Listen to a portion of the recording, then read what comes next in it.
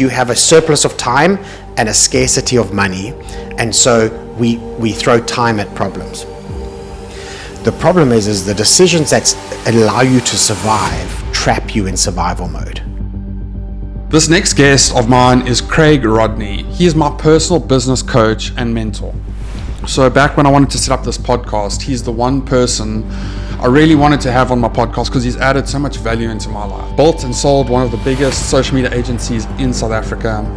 His roots go back to telemarketing, starting his own agency, having a tech PR agency. And this whole conversation is about how to scale your business and how to grow. I found this podcast very, very insightful for me personally. So Craig, you've got 15 years business experience. I mean, not just business, one of the biggest social media agencies you built and sold. Yep. You've coached to many people, like successful businessmen. You worked with Coca-Cola, Vodacom, Google. Yeah. Nice little CV. Where did it all begin?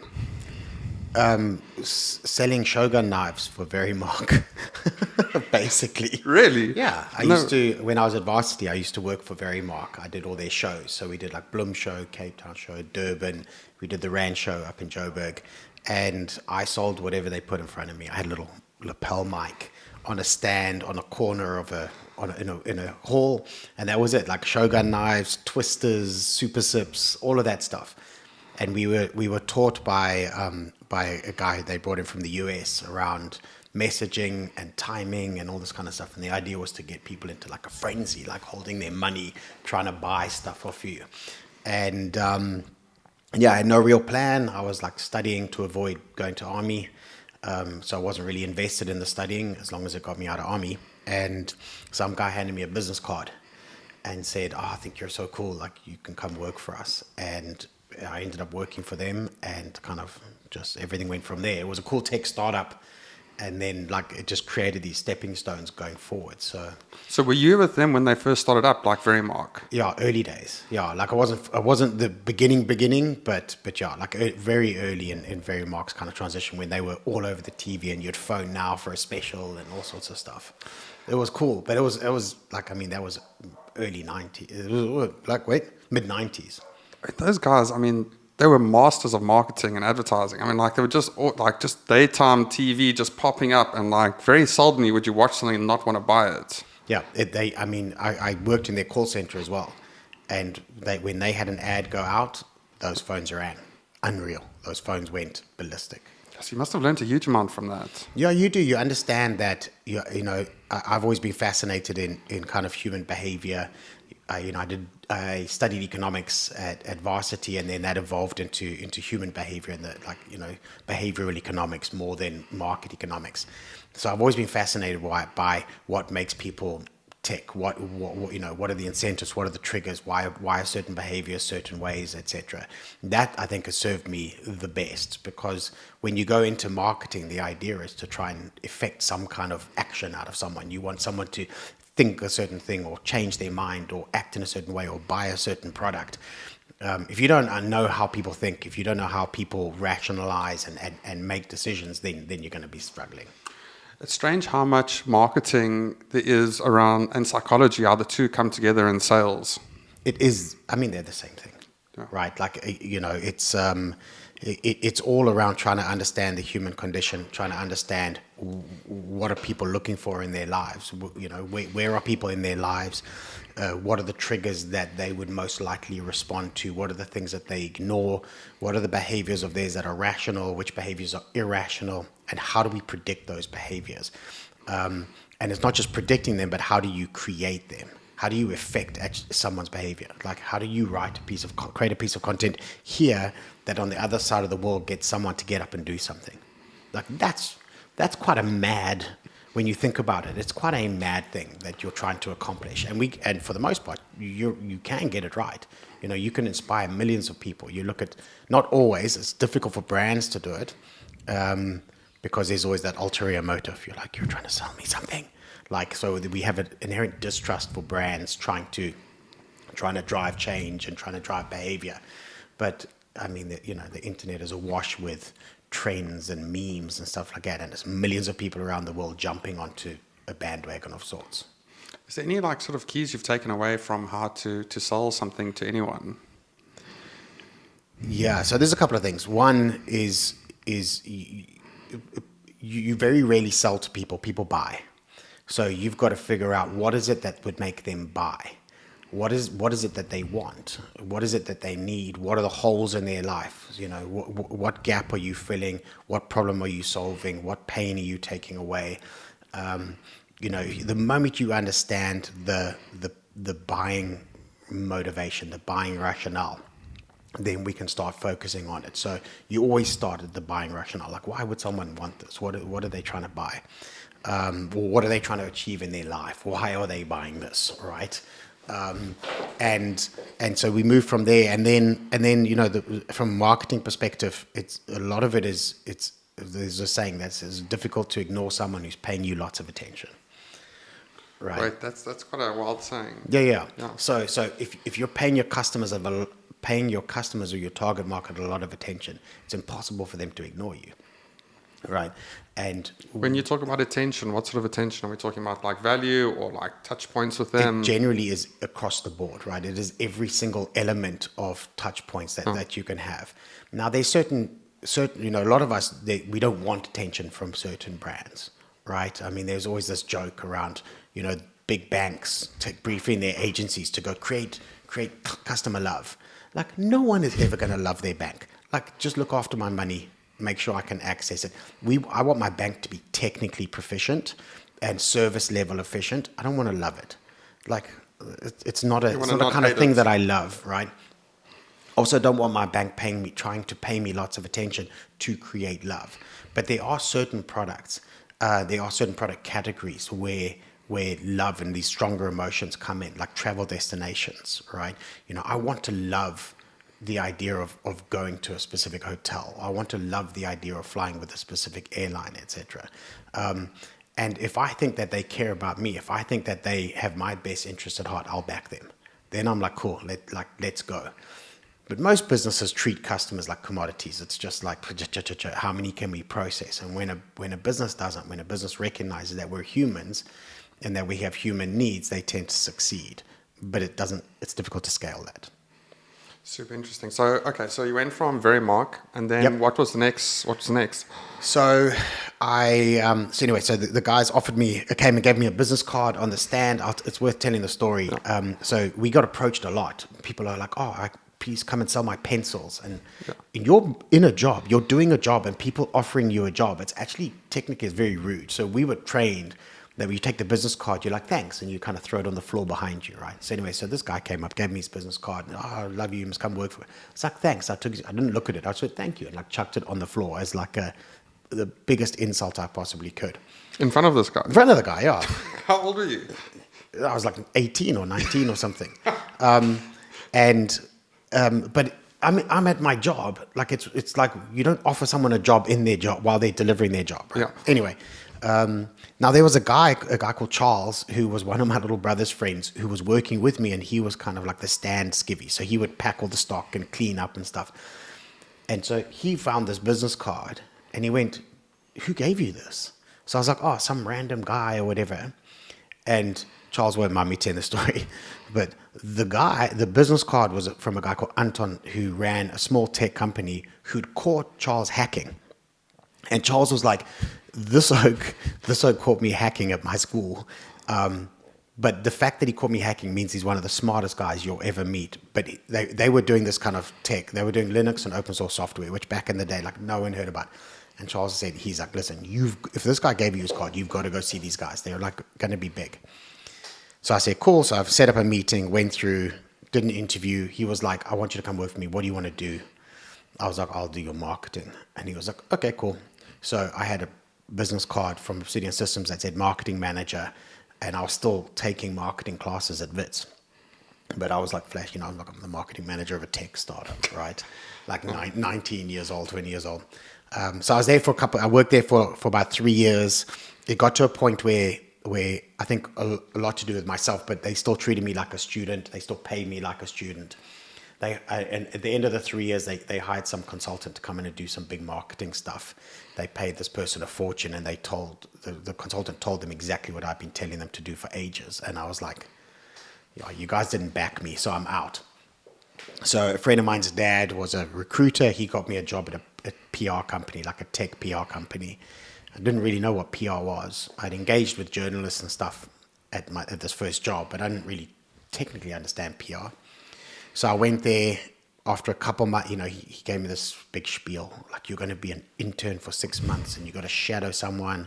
And after 6 months, if you're good, you'll get your own clients and stuff. And after 4 months, someone fell off a horse and broke their clavicle, and so he was short-staffed, and so he had to put me onto his biggest client.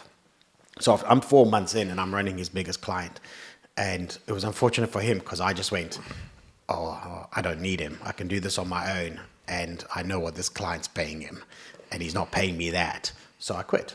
So I was like, I'll go start my own thing, right? I'd rather kind of chase this dream than work for someone else. And so that was it. So 2002, so it's over 21 years ago, I started Emerging Media, which was this tiny little tech PR company, and went for about 18 months on the absolute bones of my ass. Like, I had to move back in with my mom, which is hard. Like, sell all my stuff. I had to sell my car, sell everything. Like, I was, she'd converted my room into an office. Like, that's, so I didn't even have a room. I was sleeping on the floor of her office. And one day I got a phone call from Mark Shuttleworth. And he was like, hey, it's Mark Shuttleworth. And I was like, yeah, right. Yeah. And then he silence. He's like, no, it's Mark Shuttleworth. I was like, oh, okay, sorry. Like, what can I do for you? He said, I'm starting a Linux and open source company, and I need a marketing person who has experience with that. You're the only person in the world that I can find. And I was like, yeah, I worked at this tech company for 3 years doing this exactly. So he said, cool, you on the next flight to London. So that was it.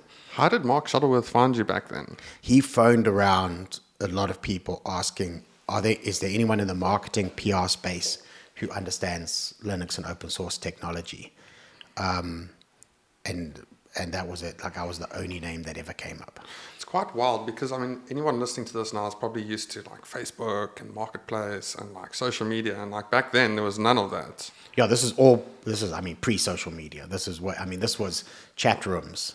You're going to IRC and that kind of stuff, right? So it was early days of tech. And that was it. So then I signed Mark as a client. I worked with him for 3 years, and, in South Africa, Mark's a big name. And so when you're looking for new clients and they go, well, whose PR do you currently do? You go, I do all of Mark Shuttleworth. I do the Shuttleworth Foundation, etc. You've got that credibility built in now. If this guy's going to trust you, then they can trust you easily. So then with over a couple of years, we signed a string of really cool tech companies. We signed Oracle, Symantec, Novell, which was a big tech company back in the day. And then Google approached me to launch Google in South Africa. And it was the country manager was a guy called Stafford, and he was head of Novell. So I'd worked with him at Novell. He got appointed to launch Google in South Africa. He was the country manager. And he came to me and said, come, let's go do this together. So I was like, fantastic. So I signed Google as a client. And then it's a funny story. So I worked with Google for a year with all these other clients. But now with Google on your books, you're now, you're rolling with the big dogs, as they say. I was still a small agency. Like, we were 4 or 5 people. But we had these really cool clients. But they weren't paying me. Like, they were paying me such a small amount of money. Their budgets were tiny, and we were way overworking this. And I felt really trapped because obviously, like, you want Google as a client, but you also want to get paid. And so I felt stuck. I didn't really know what to do. I went to go chat to my friend, Rich Mulholland, who's one of the smartest guys you'll ever meet. And I said, I'm worried. Like, I don't want to fire Google. They're a cool client. And he just looks me dead in the eye. He goes, you know what's cooler than being Google's agency? So I'm like, what? He goes, being the agency that fired Google. And I thought about it, and I'm like, I can trade on their name whether they're a client or not. Like, I launched Google in South Africa. Now, they don't have to be an existing client. So I fired Google. So I was like, guys, like, you either pay me this much or you walk. And they walked. So I was like, cool. Like, that's the end. So I became the agency that fired Google, which is a big deal. And it kind of went from there. How old were you at this stage? 29? It's pretty wild. 30, somewhere around there, yeah. I didn't know this backstory of you, which is strange because it's very cool. Where did you get the skills or the confidence to do this? Because firstly, like tech, I mean, you're saying tech like everyone knows tech now. Back then, tech was very, very new. It was like a very much developing thing. It wasn't normal marketing. I learned on a command prompt. Like I had like a text-based email system called Pi. And like, it was getting there, but it wasn't as pervasive today. I mean, this is like just early cell phone days, that kind of stuff, right? Cell phones were just they were phones. Yeah. You made calls and you sent SMSs, right? So I don't know where I got the confidence from. I think it's just always been there, right? It's an interesting thing because I'm not an outwardly like overwhelmingly confident person, but I think I'm inwardly very confident. I think in most situations, if I had to, when I ask myself the question, I'm like, do you back yourself on this? The answer is almost always yes. And when it's no, there's a very good reason why I shouldn't be the person to back in this regard. But when it comes to this kind of stuff, I think a lot of it's not just bravado. It's definitely not like walking around like, oh, I'm the king of the hill, right? Because I've never been like that as a person, but I definitely back myself. I definitely know that if I'm put to it, I'll succeed. If it whatever it requires, I'll be able to deliver on it. The original confidence for me to start my business, though, is based in privilege, right? Which is the ultimate privilege, because I mean, this is late 90s, early 2000s. In South Africa, we were kind of going to that second wave of people wanting to leave the country. And I had a British passport. My older brother had left. He'd moved back. I mean, my family's all originally English. And so my older brother had moved to the UK. Would live with my gran for like a year to find his feet. Found his feet, got a job, kind of carried on. I had a British passport. Got a British passport, a grandmother for free accommodation in the UK. And what I did is before I started my agency, I phoned around a couple of UK agencies and started looking for work. And it was just to test the waters. I was like, I want to know how employable am I? What kind of salary would I get? So I got a couple of interviews. I had a couple of preliminary interviews and everyone sounded quite interested and quite keen. The salary was really good. So I kind of went, okay, so I could get on a plane tomorrow, move to the UK, free accommodation, get a job at a PR company, getting paid quite a bit. That's my worst case scenario. Now, every person I knew, that was their dream. Their absolute dream. Like most people would have given their left leg as a South African to have a British passport, free accommodation in central London and a high paying job. Like that is what everyone dreamed of. That was my worst case scenario. Like that is the furthest I could possibly fall. And so a lot of my confidence came from going like, mate, like the safety net is an inch below my butt. You know, I mean, I can do whatever I want. I can roll the dice. I can give this every single chance that I can to succeed and succeed properly because I had this like really soft landing if it went wrong. Very few people have that. And I do acknowledge the fact that it wasn't just bravado. That helped a lot, knowing that I couldn't fall that far. It's quite crazy because I feel like me getting good at business was because I had to. I didn't have the privilege. I was almost forced. I couldn't go. I didn't have enough money from just having a normal job. When I started a tutoring company, I couldn't just earn an hourly rate. I needed to hire people to work for me, and that came from like a need. So I see the need as almost the easy things, and I almost see someone who doesn't have to start the business as the hard thing, because I see so many people that don't need to because they've got the privilege, so that they don't. So it's a very interesting. But I'd never looked at it I'd never looked at it that way. There's an interesting argument there that the fact that I didn't need to meant doing it was an interesting step. Was it not the most natural step? For me, it was the most natural step. But I'm older now. I know myself pretty well. I don't necessarily. I don't mind the idea of working for someone if I absolutely bought into their vision and that kind of stuff. Like I actually really enjoy working with people, but I'm fiercely independent. It's like it's a double-edged sword. It's good and it's bad, right? It's for the most part, it means that I become very entrepreneurial. I become driven. I know I've got to look after myself and my family and that kind of stuff. But I think it's also a weakness to never rely on people. I think you have to develop the skills to kind of rely on other people in certain areas, which I struggle with. I'm like, no, I'll do it. It's amazing. I feel like as you start scaling a business, like you can start with your initial skills, but when you want to go to the next level in business, you almost need to like develop the skills that are your weakness. So if you don't like working with people, to get your business to the next level, you need to get good with people. Or if you like people, you need to get good at systems. So it's like there's two arguments, right? The one argument which I tend to back is the people that I see who succeed the most are the people who are most willing to do the hard things, right? Things that are hard. It's not necessarily difficult to do for everyone, but hard for you to do, okay? If you're not willing to do, everyone's willing to do the easy stuff, right? If there's a task that feels easy to you, it's very easy for you to just wake up and go, oh, I'm happy to do this every single day, or like, because it's easy, right? You could always do that. But that might not be the key to success. It might need something else as a complementary skill or a complementary task that you hate doing, okay? So the argument is going, can you get good enough or can you become disciplined enough to do the things that are hard for you, or can you get someone else to do it for you? Those are the two things. And I think for the most part, they both work. It just depends on the situation, right? The clients I work with, when I do my coaching for marketing agencies, I tell them, you have to get good with the numbers. Like, it's non-negotiable. You can't run like a $5 million business with all these people relying on you and not understand your finances. But you don't have to do it. You can have a financial director or a CA or someone. You can have all of this stuff done for you. But you have to put in the work to understand those numbers and what they mean, because otherwise you're being irresponsible.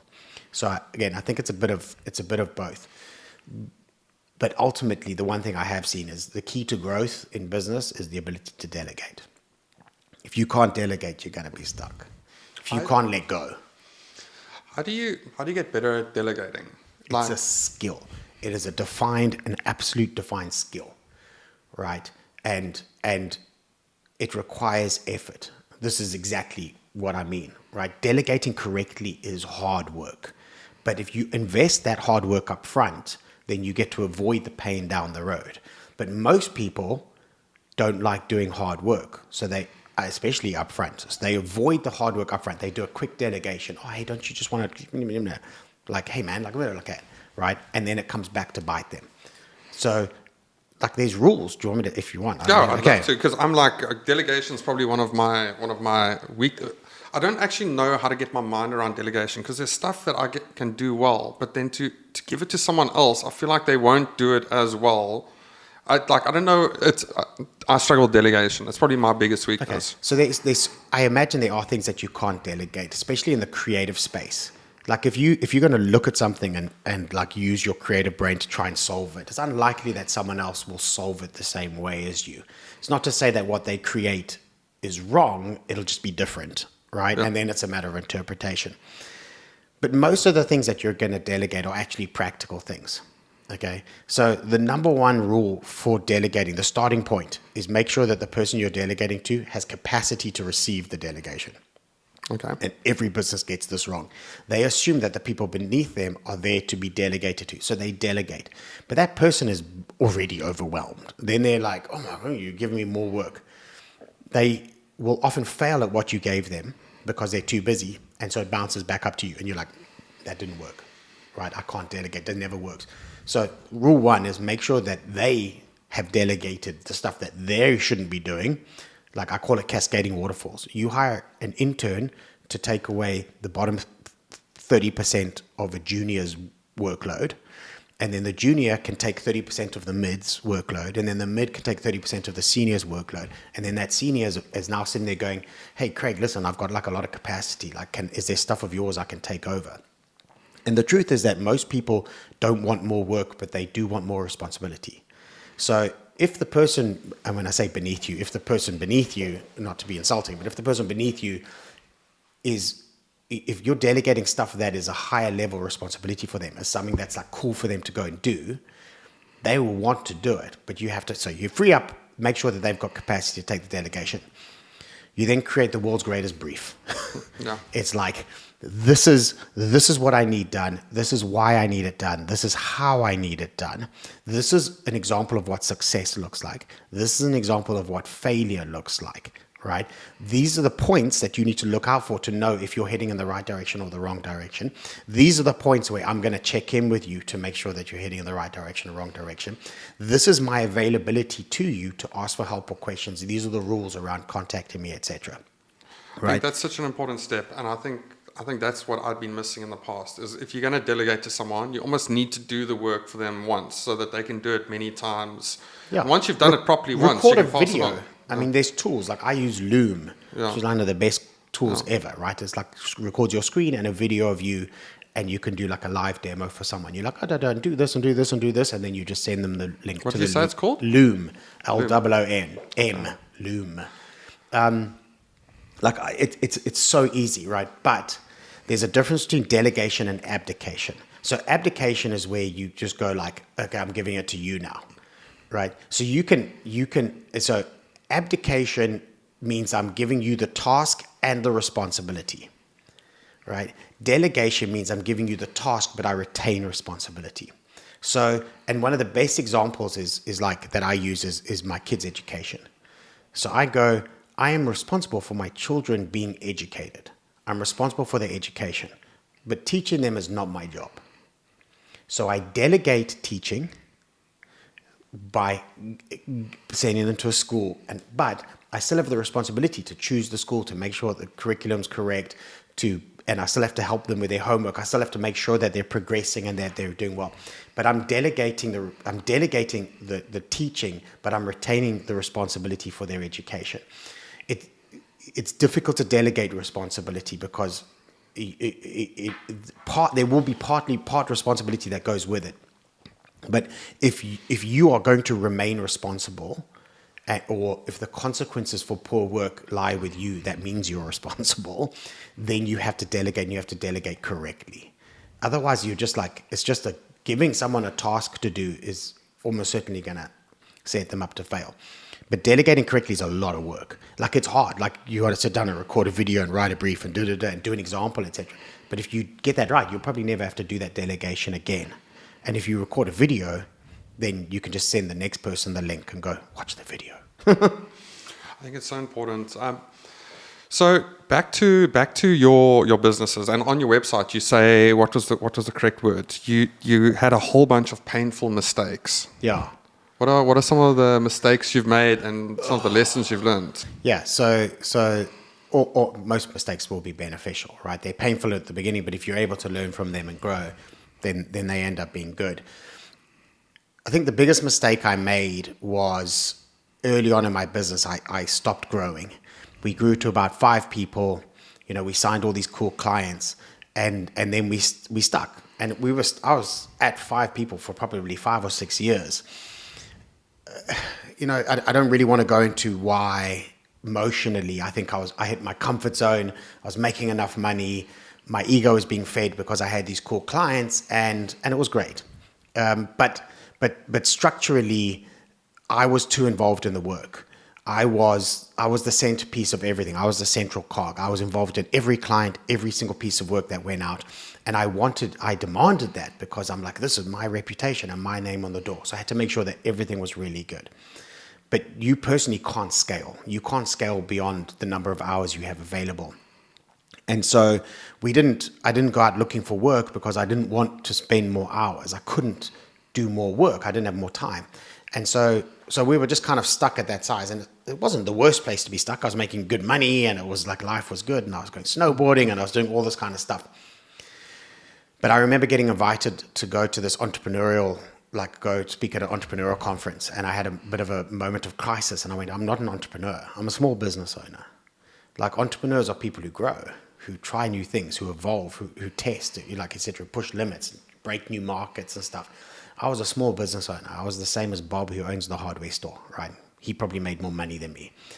And it was a crisis of conscience for me. I was like, no, I'm stuck now. So anyway, what precipitated from there was I met Mike Stopforth, who became my business partner. He ran a fast-growing social media agency. And I realized the best way to drive myself out of this funk is actually to have a business partner who's quite innovative and we could tackle this kind of market opportunity. We saw this wave of social media coming in the early days. And we were like, all right, this is going to be a big thing. Like, let's go after this. And so I came with a kind of traditional PR space. He came from the social media side. We merged our businesses. When we merged, we did valuations on each business. Same formula to value. And then we went, whatever the two valuations are, when we merge it together, you get your equivalent shareholding based on the value of what you brought to the party. And we were not 50-50. I was a smaller shareholder than Mike. The reason I was a smaller shareholder is my business had been flat, his had been growing, right? And so he was growing bit by bit every single year. He was on this growth trajectory because he delegated everything. He was like, hire good people, make them do the work, right? And I was like, I'm the good person, I do the work. And if I tell you it was when we eventually sold the business, the difference between the shareholding that I got from emerging media, that's flat growth company, and if I'd made 50%. So the difference between what I had and that 50% was about $750,000 in value. And so it's a little bit of like it's a bit of a, but I still did well out of the deal. Not going to complain. And that was what my asset was worth. It wasn't a growing company. If your plans, if you're building a business, if it's a lifestyle business and you want it to make you money and afford you lifestyle, fantastic. If you want this thing to be an asset that you could maybe one day sell or exit and it have running in the background, growth is quite a big thing, right? You need to know that you can grow, and you cannot grow if you're the one doing all the work. Like, you're just going to be stuck. So I think that for me was one of the biggest lessons along the way. There were other lessons like make clients sign contracts. That's a big deal. If you don't have the contract, they have a legal right to pay you. You don't have a legal requirement to pay you. I made mistakes with a lot of people, with a lot of employees. You know, you're young, you're dumb, you're aggressive, you're trying to achieve things. You make those mistakes, you learn, you hope that they've either forgotten or forgiven you, but you kind of carry on. You know, I ran an agency. An agency's business model is selling people's time. Right, like that's it. It's your stock is units of time. It's people's time. You buy their time in the form of a salary or freelancer fee or whatever it is, and you sell it to a client for more than you buy it for. But they have to perform the function that you purchased that hour for. Getting people to perform the function that they sold to you is really hard work. And I think the root of all of that, the root of all of those issues was tied to my emotionality. Like, I was way too emotional. Like, when I look back now, I always thought being emotional in the business was a good thing because it drove me, and I was like hungry. And like, I remember a press article describing me once as a terrier-like entrepreneur. And I was like, I don't know if I really like that, but I'll take it. Like, because I was like, I'm not going to let go. Like, I had lockjaw on what I wanted to achieve. But I was too emotional. And when you're emotional, like you're a wrecking ball. It's a disaster. You should be unemotional. It's hard for me to imagine you as emotional in business because, like, from what I used to be very emotional. Yeah. And, like, I think, like, I've gone past that now. I'm still a little bit, but I've always known you as very, like, logical and, like, rational. And it's probably because you were emotional when you were. Emotion is the devil, right? And it's draining. It'll sap you of everything that you possibly have. But I actually do a talk on this quite often, and my favorite line that I go to get people to understand this, and it's how I eventually learned it, is that you run a professional business, right? And as a professional, you have a requirement to not be emotional. Okay, and so I go like this. Imagine someone. So you and your last episode was with your brother, right? Mm. So you and your brother are unbelievably close. I know this. You love him to bits. Like, he holds a big place in your heart. This is going to be tough, but I want you to imagine your brother on a hospital bed being wheeled into massive surgery. Like, your emotions are all over the place. Like, this is hectic. It's terrible. The surgeon comes out to talk to you before the procedure happens. My question is, do you want that surgeon to care? You want them to care about your brother's life? Yeah, definitely. Do you want that surgeon to be emotional? No, fuck no. Imagine the oaks busy crying. What there. emotional surgeons do they shake, right? So you're sitting in seat 1A on an airplane. Do you want your pilot to care about the passengers? Yeah, definitely. Do you want them to be emotional? No. No. Right. Why don't you want an emotional pilot? Yeah, it's wild. I mean, like, I've just started boxing and I've been doing it for like 2 months now. And I figured my emotion, like, it would be a good place to get my emotions out. And like, even with boxing, no, you he's can't like, be stop. emotional. He's like, don't get angry. Like, don't get angry. Yeah. And it was, I was like, it's a good place to get my emotion. And like, even then, like, I was like, it's a good place to get rid of energy. Yeah. Right. But don't be emotional. Yeah, so I always joke with people. I say, if you're sitting on seat 1A on an airplane and you see the pilot boarding and they're stroking an emotional support dog and having a cry, get off that airplane. Like, that's not a flight you want to be on. Okay. So every single one of your clients, they want you to care, but they don't want you to be emotional. So caring is not an emotion. I mean, it's very easy to establish. Caring is not an emotion. So how do you show care? How does a surgeon do it, etc.? They show up early, they practice, they scrub in properly, they make sure the team is brilliant, they make sure the equipment's good, they make sure the thing's sterile. They make sure everything is in the best possible condition to achieve the outcome that you want. Caring is a deliberate set of actions that you deliver to try and ensure the best outcome.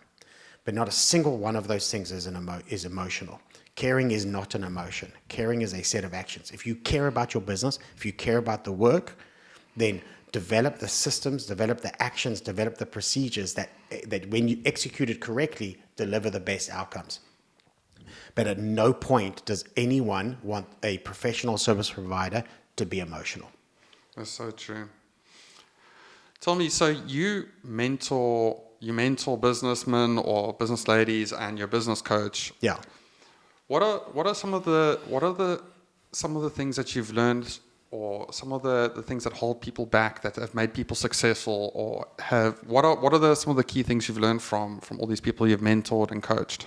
Okay. So beyond delegation and not being the center of the work, one of the things that I focus on with most of my clients is this concept of buying back time. In order to build a business, it takes time, and building businesses, the things that you need to do are not always the most pressing, right? They're not urgent. They're important, but they're not urgent. And so most people are not great with time management. They're not great with prioritization. When we start businesses, very few of us start with like lots of capital.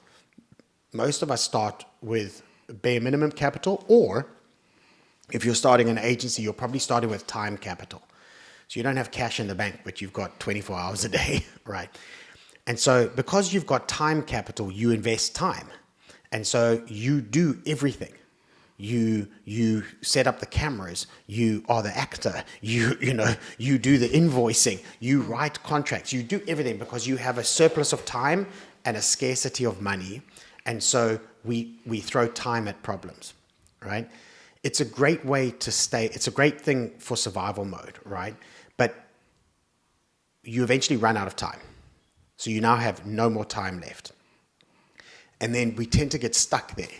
And if you want more time back, you have to buy it back. I hate these. You don't find time. You don't make time. You don't create time. Like, none of those things exist. Time is finite. It's a finite resource. If you want more of it, you buy it, right? So the way that we buy back time is going, what are the things that I'm doing on a day-to-day basis that someone else could do for cheap? And then you delegate, do effective delegation, but you get that person to do it. So if I can pay someone 100 Rand an hour or 400 Rand an hour to do 10 hours, to take 10 hours off my plate, I'm like, cool, you're in for 4,000 Rand, and I buy back these 10 hours for 4,000 Rand. But I might be able to sell those 10 hours for 8,000 Rand. Well, how many hours can I buy? I mean, if you're buying hours at 400 and selling at 800, that's a deal every single day. But we're in the business, agencies are in the business of selling time. And so in your personal life, in your work life, you always want to be going, what am I working on? What are the things that I do that I could pay someone else to do to buy back that time? And then I use that time to invest in the highest value things, which is growing this business, et cetera, et cetera. In order to do that, you need to have cash, right? You need to buy. So we spend our life giving away our time for free because we don't have cash. When the business starts to become successful, you need to start using that cash to buy back that time, bit by bit by bit. You're going to buy back your time. So I work with my clients a lot on that. I mentioned this thing around survival mode. A lot of agencies and a lot of businesses get stuck in survival mode. So survival mode, if you look at Maslow's hierarchy of needs, right, at the very base level is food, shelter, safety, security. Like, it's just primal basic needs. Most businesses, that's where they start.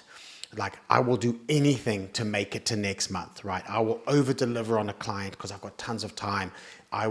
You hire cheap people because you don't have any cash. You hire like the cheapest resources you possibly can.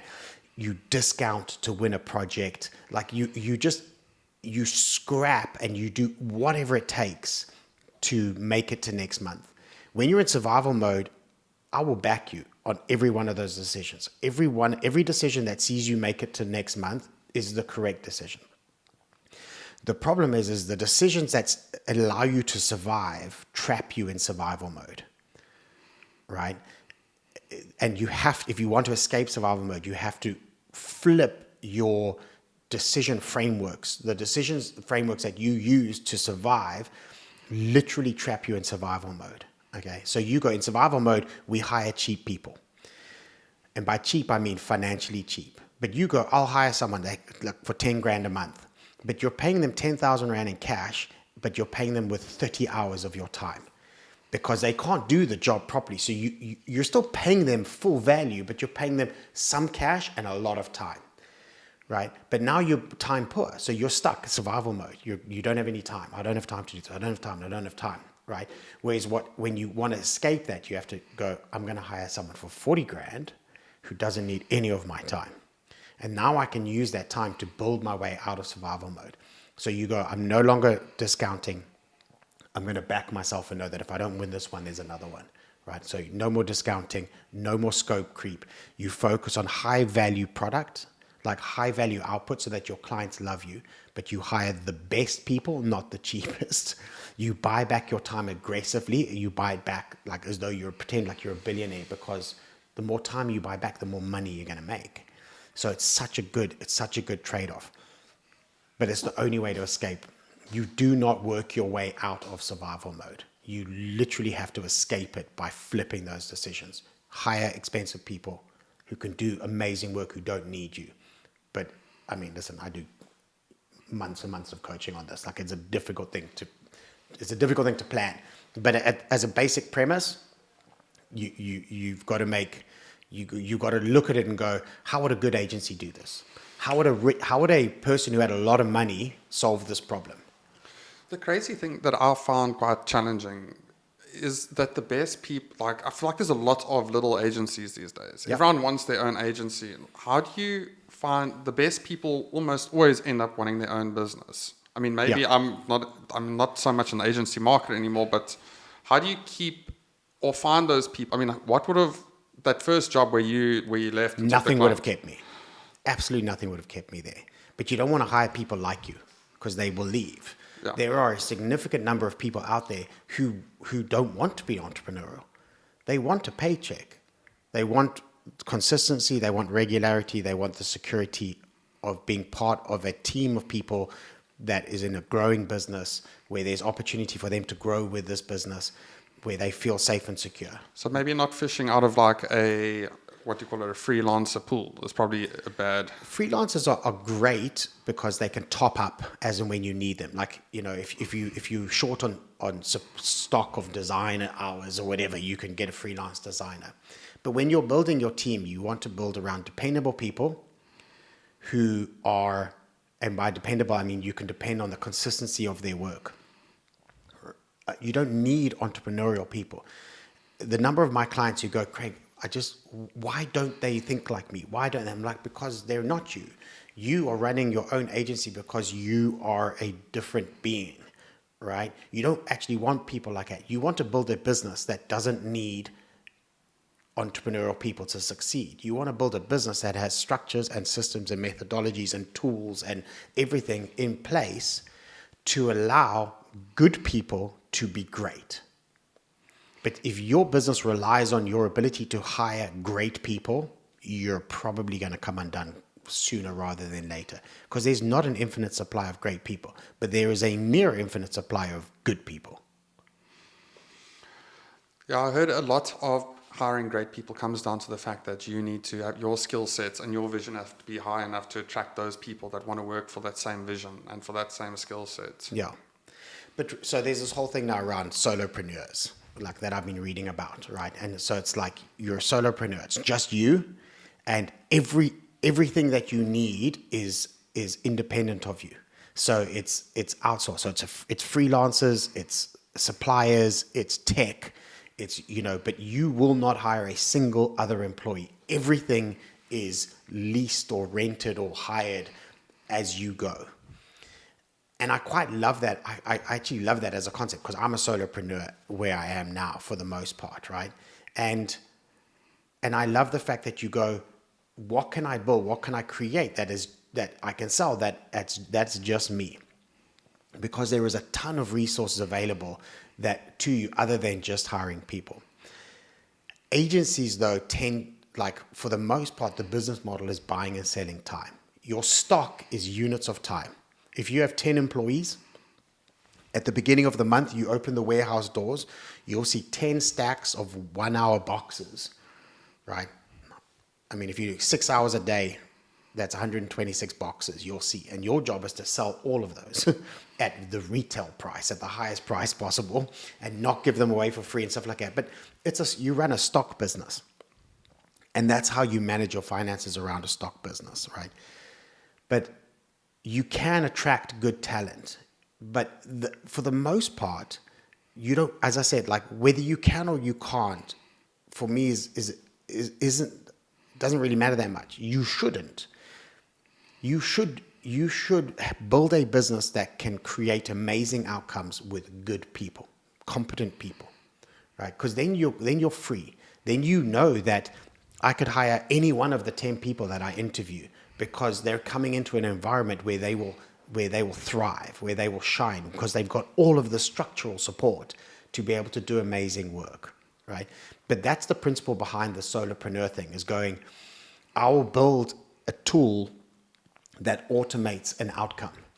So instead of hiring a person to keep doing the same thing over and over again, I'll hire a tool, right? And AI is playing a big role in this. I don't want to get sidetracked into this, but AI is playing a big role in being able to create outcomes without using humans. And we're going to see more and more agencies moving away from purely hiring humans and go into this realm where we go, this is going to sound far-fetched, but like robotic stuff. So I build a template that anyone can input data and it produces an outcome. And it's not so far-fetched anymore. It isn't so far-fetched, but ultimately that is what it's about. You'll end up having a small team of people and producing massive revenues.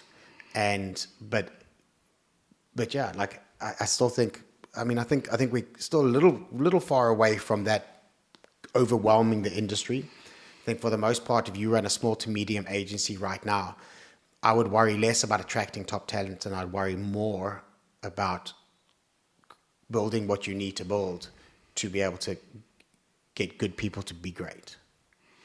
Yeah, they say, and I quite agree with this, they say your job's more than likely not going to be taken away by AI, but it will be taken away by someone who can use AI. Yeah, absolutely. Yeah, I love that. So I believe in this, and I'm generally quite a practical guy.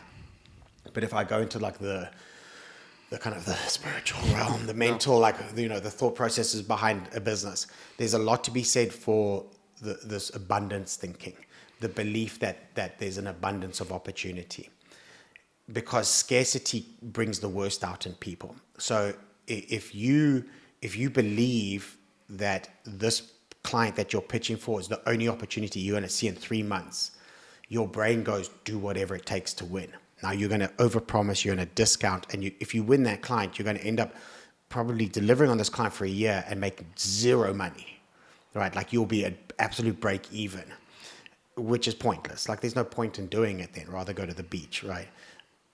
But the same thing around, but if you believe that if I don't get this one, there's another one tomorrow, there's another one tomorrow. If you believe that there's a ton of opportunity out there, you will stand your ground. You'll go, guys, like, that's my rate. Like, if you guys don't want it, it's fine. Like, I'll sell my time to the person tomorrow.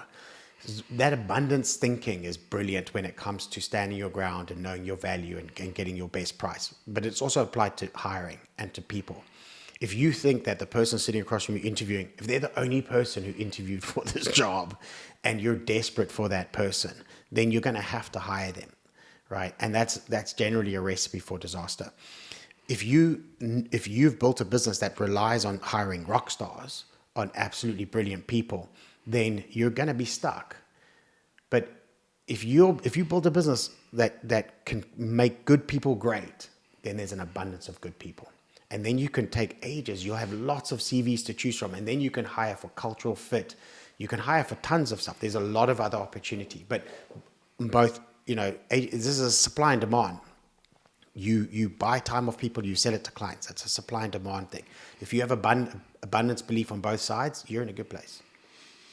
It's amazing when you start thinking that way. Like only in the last couple of years have I really understood this. And there's a lot of different clients and there's a lot of different things. But if you can just do one or two things really well, add a lot of value, there's more than enough clients out there. The problem is when you're like scavenging around I was trying to do, like my agency was doing so much stuff. We're doing different types of videos and formats. Yeah, because you're too scared to say no. Yeah, and it's hard. And that's the scarcity mindset. Yeah. You were like, if I say no to this opportunity, what if another one doesn't come? And my thing is going, if this opportunity came, then definitely others will come.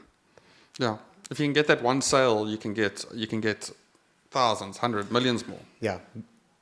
I'll say there's a caveat to this. Like the fact that I've been successful, that I've sold my business, puts me in a position where I can say no to work, right? And I get it. Like it's a luxurious position. What I can tell you though is that even before this, like Mike and I, we said no to work. If there is no point in killing yourself, and giving your life, your actual life, literal hours of your life, to work that doesn't create money for you, that doesn't create profits and stuff like that. Like, why would you? Because I don't mean to beat up on clients and brands stuff like that, because a lot of them are really good. But if a client's going to beat you up to the point where you're going to work for a year and you're not going to make any money out of it, like, what's the point? Like, you don't want to work with those guys, right? You want to work with someone who respects you enough to allow you to make money out of what you do. And if they don't, like, refer them to your biggest competitor. Let your competitor lose money. It's crazy because, I mean, like, in the creative industry, what was wild for me is every time I'd work for a client, they would have too many options, and I'd almost like customize everything. And I could never build like a pipeline. Like, you don't walk into Mercedes and ask them for like a truck with this and that. Like, there's a couple of models that you do, and they do them really well, and they can sell them. The salespeople undersell it. I mean, like, if you don't even know what you can potentially build, or give someone like free reign to anything that they want, like, you can't replicate that for the next client. And the problem is you can never scale your business. And you end up spending so much time chasing clients, and they change stuff, and you have to have the confidence to be like, this is our product, and like, get behind it, do your product well, be able to like push it out like a assembly line. Yeah. Or at the very least, get 60, 70, 80% of the product to be replicable across every client, and then you add flavor based on that client, right? Like, you can add a bit of color and flavor and all that kind of stuff, but you should have templates and models, and like, everything should be, as much of it should be pre-done as possible. And it's not just about creating efficiencies. It's actually about creating consistent outcomes, right? If 60% of the base is always going to be the same, you've done 60% of the work towards getting the correct outcome. It's harder to go wrong when you start at 60%. It's easier to go wrong when you start at 0% every single time. Like, you're going to head off in all directions, right? But that's a confidence thing, because if you're not confident in front of a client, you'll just say to them, well, you tell me what you want, right? And like, because I'll do anything that you want. Like, I'll look at, and you think that you're being accommodating, and you think that it's a great way to sell this client. But more often than not, if you say to the client, this is what you need, this is based on my experience and my understanding, this is what I believe that you need, this is how we do it, this is why we do it this way, and these are the outcomes we can expect, this is what it's going to cost. Like, if you lay it out for them like that, they're in a much better position to sign than if you go like, oh, I can do anything you want. Like, that's too broad. You've got to narrow it down and go, this is what you're getting, this is how much it costs. So just to sort of, because it's been so good chatting to you about this, and one of the things, I mean, you were my first business mentor / coach. Yeah. And before that, I never really understood the value on it. And like you and I also, like, at some stage we were competitors. We've been mates. Yeah. And you said to me when we had to pay for it, when you said, like, this is my rate, and you explained to me, and I never realized up until then and then I realized to have your time for like 2 hours, like once a month, is more. It's like I'm getting a senior person that can help me with my business huge amount. How important is mentorship to like entrepreneurs? So I think mentorship is in my interpretation of mentorship is free, right? So and if you can find someone in the industry who's willing to mentor you, like, that's brilliant. Like, I had mentors, and it's guys that you can call up and go, I'm feeling a bit stuck, etc., give me some guidance and that kind of stuff. As a business coach is an investment, right? You're going, I'm willing to spend this money.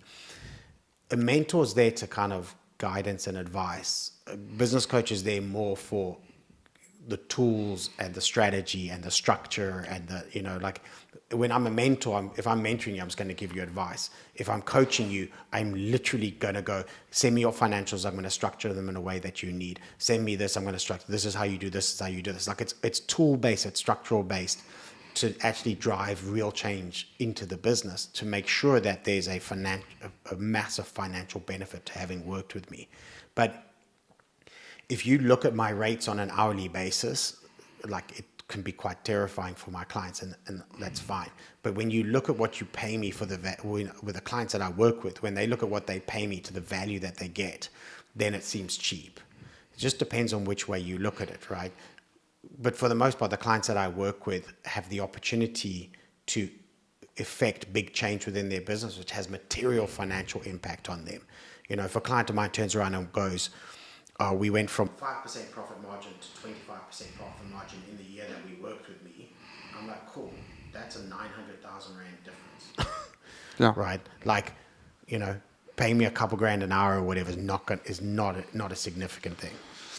It's so nice how you broke out the difference between mentorship and business coaching, because it's sort of a blurry line. And like I know with you, I've always had you as a mentor. I can always pick up the phone and get your advice. But sometimes it's really great to like pay, and it's like, okay, I'm paying for 2 hours of your time, and like undivided, and it's like you don't feel bad. And like, I personally found it very, very helpful. I need to actually do more with you, but I remember.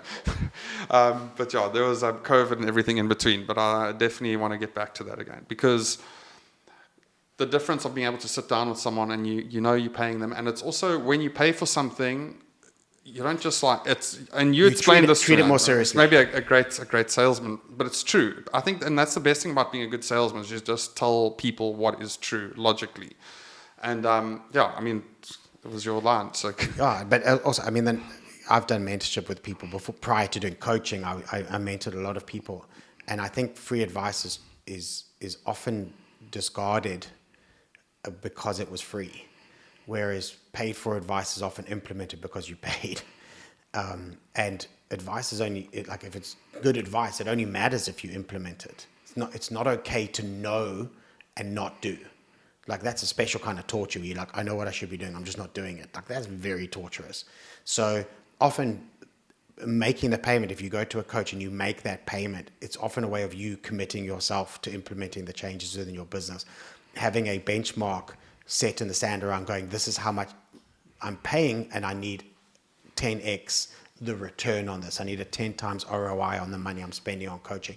So it is actually something that forces you to commit to implementing the changes in your business. It's difficult to know with free advice. It's difficult to know like what the motives are and if it's the correct and that kind of stuff. But generally, if you're paying a professional who specializes in your industry, like, that person's they've walked it, they know it. Just if anyone's looking to start their own business or is stuck in their business that's not growing, you said you delegate, but like where, should they look at getting a business coach? How would you advise anyone just off the bat, just to first step, if they're stuck or want to start? Okay. If you're feeling stuck or you want to start, probably not a business coach, because you're not going to be able to afford it, right? Like, it's probably not the best use of an investment, right? The business coach is when you're big enough that you've got problems. Yeah.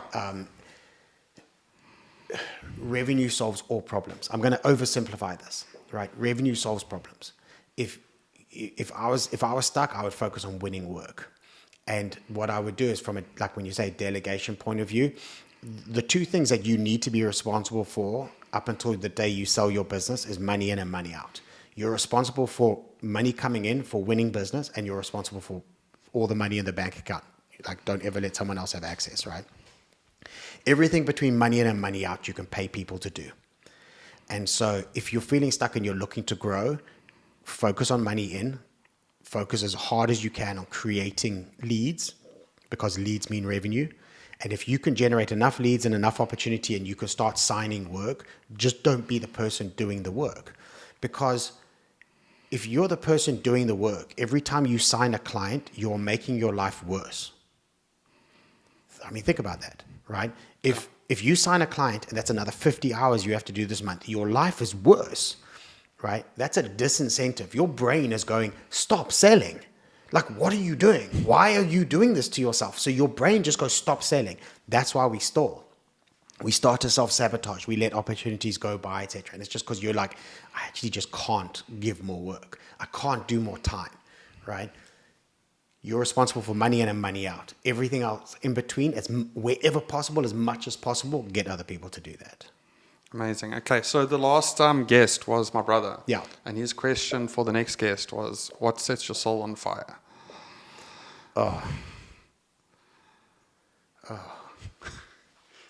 Okay.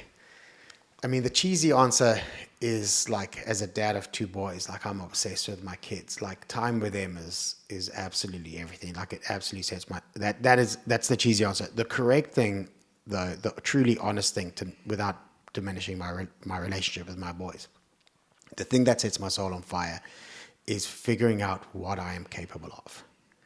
Like, and each year I try and up the level of disbelief around and going I used to be the kind of person that would see someone do something amazing and I'd go, oh, I could do that.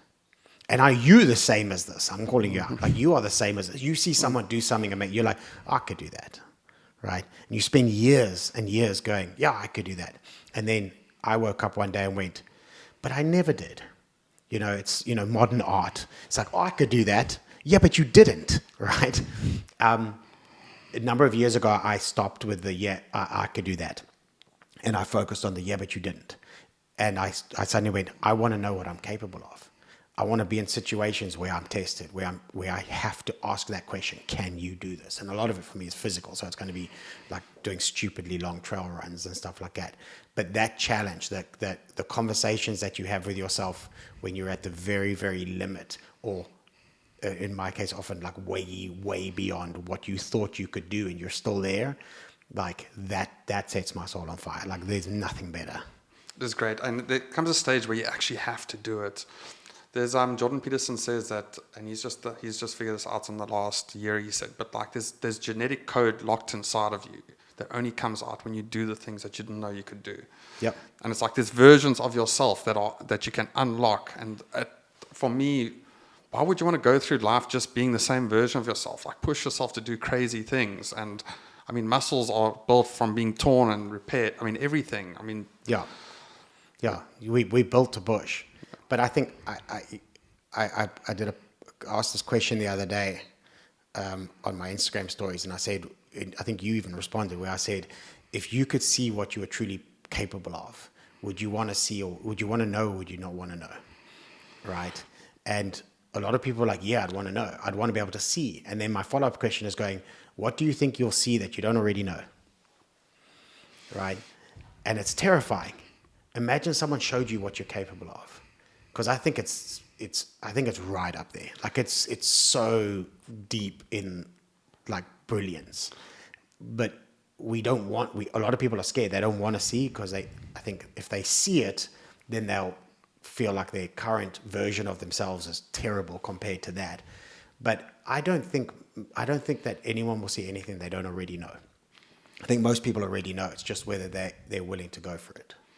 I completely agree with that. I think most people know, and I think a lot of their depression, anxiety comes from knowing the person that they could be. It's just that weird space between I'm good enough and I could be more. And I think as an entrepreneur, you have to sit somewhere, like you can't always feel like I could be more, because it plays on your mental health. But I don't know. I haven't figured out the balance there, but it's. I think we're all different. We all have different value systems and how we value ourselves.